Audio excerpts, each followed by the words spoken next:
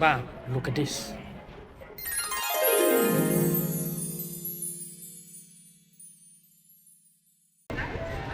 Ok បងប្អូនខ្ញុំឃើញរូបមួយបងប្អូន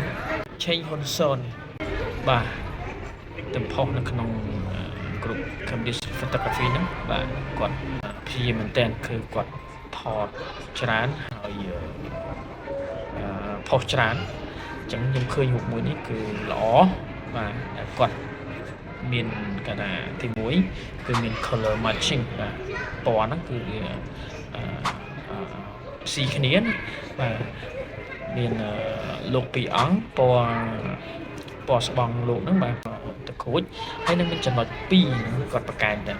មានចំណុច2ហ្នឹងគឺពណ៌តក្រូចដូចពណ៌ស្បង់របស់លោកដែរហើយ2ដូចគ្នាទៀតអញ្ចឹងវា balance ទៀតបាទអញ្ចឹងទី2គឺ balance អញ្ចឹងល្អមែនតើហើយយើងមើលខាងក្រោមយើងមានពណ៌លឿងបាទពណ៌លឿងហ្នឹងគឺក៏ balance ដែរបាទហើយវា color matching ហើយវាធ្វើឲ្យគាត់គឺស្មើល្អមកថ្លឹងបាទថ្លឹងស្មើល្អបាទហើយគាត់មាន framing អីចឹងណាអញ្ចឹងខ្ញុំឃើញគាត់ទី1គឺគាត់ confirm មែនតើថតព្យាយាមថតមែនតើបាទ street photography នេះអញ្ចឹងលើកនេះគាត់ធ្វើបានល្អហើយគាត់យល់អញ្ចឹង good job បងប្អូនបាទ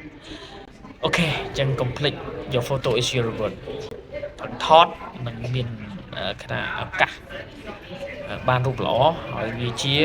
កាដូរបស់បងប្អូននឹងតែម្ដងបាទ amazing លេចចាំ fly នៅសិង្ហបុរីធ្វើបានមកវីដេអូបាទ